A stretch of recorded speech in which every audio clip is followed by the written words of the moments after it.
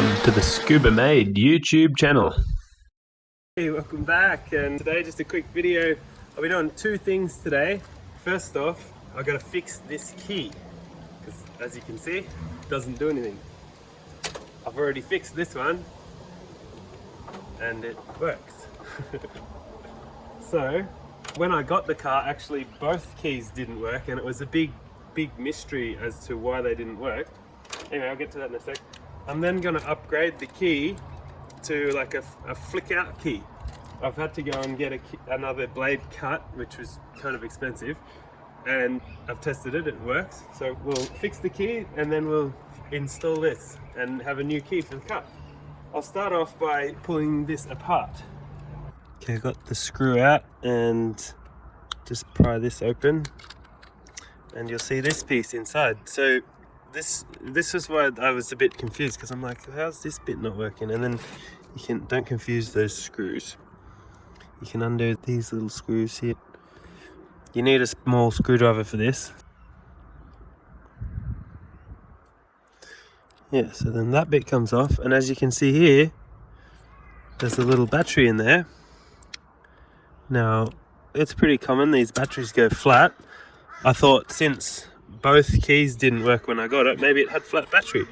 Now this is an Energizer CR1620 3 volts. Now this thing, hopefully you can read that. It's reading pretty close to 3 volts.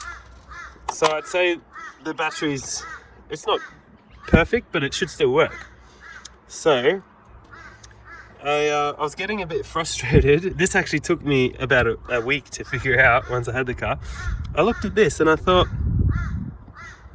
that bit there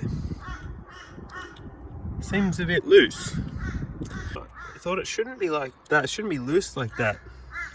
So anyway, this thing's a sealed compartment and it's a little bit difficult to get into, but you just stick your fingernail in there and or I guess if you don't have a little bit of a fingernail, you can use the screwdriver if you want, and just try and pry it up until it comes apart.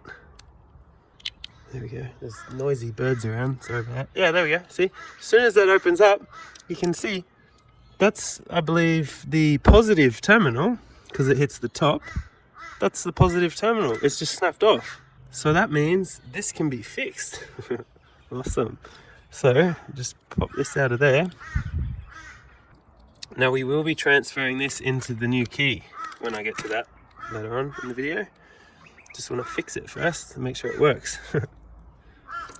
So all I've got to do now is solder on that little bit, which will be a little bit tricky, but shouldn't be too hard.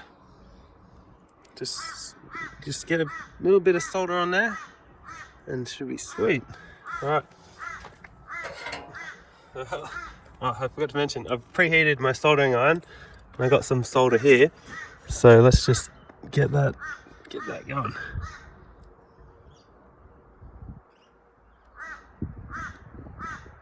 And there we go. Good as new. Let's see if it works. Pop the battery in and yep. Hang on, can you hear that?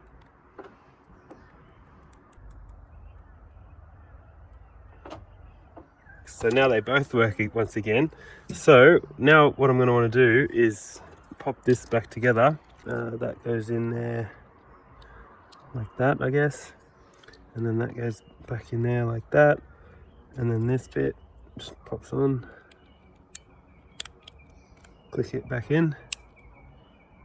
And now we'll see when we put the battery in, that bit's not loose and it works, which is awesome. Now I'm going to take this bit and put it in the new key. So let's see what we got here. It's a flip out one, but the bit's not in there yet. Don't want to lose any of the stuff in here. It even came with a new little Subaru logo to put in there once I put the screw in. Yeah, it'll look similar to that. Maybe that goes down that way.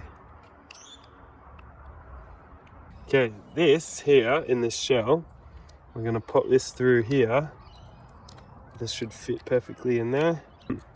Now, at this rate, the car won't start. This can be put into the car, but the car just won't start. You need to get that bit out of there, and it looks like it's going to go in there. This thing's wedged in there pretty good, so to get it out, we just want to flip this up here like this and give it a little tap, and it just sort of pops out. Now, if we pop this in, this can probably go in either way. Pop this in there. Oh, that fits in there pretty loosely. Yeah, I don't like that. Maybe I'll just put a little bit of tape over that. Maybe from here, now that this thing's all loose, I'll go ahead and I'll put the new cut key. That just goes in, you just got to line up here with here, because there's a little, really little split pin that has to go through there. If you can see, that should push into there. That's in there like that now. It's pretty tight. So now the tricky part is to get this back on. It's got to go through, okay, there. So it looks like it goes through that way. So we'll get this onto that little spring.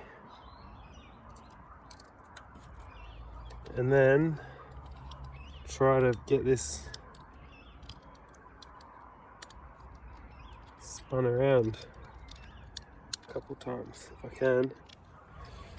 This is kind of tricky. Looks kind of like it's all working again, so I'm going to start putting the screws in.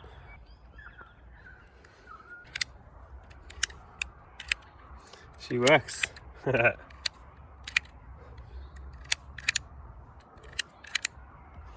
Perfect. Now let's get this little sticker on the back there. I've just got some shoe glue on there, and or KS bond as that stuff's called. And I'm just gonna pop it on there like that. That should help it stick on there a lot better, I'd say. So take this little plastic film off, and she's nice and shiny. There we go. My new Subaru key. Awesome. Nice little upgrade from this one here.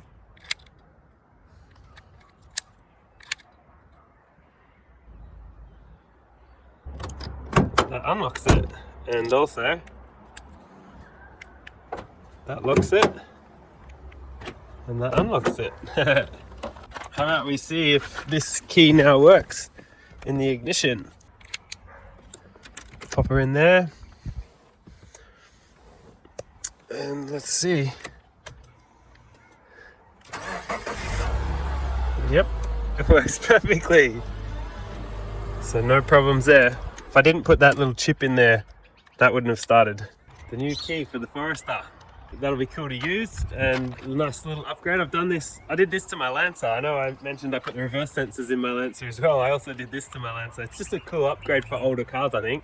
You don't have to do it, but it's not for everyone. But I like modifying cars and tinkering with the cars and stuff, so I do it just for that. And I was gonna just point out, this old key now, that could be used as a surf key or something. Like you could literally, you still use this. Like if you want to go in the water, you can take this with you, and don't worry about those electric things in there getting wrecked now, because it's just this, it only opens the door, it doesn't start the car.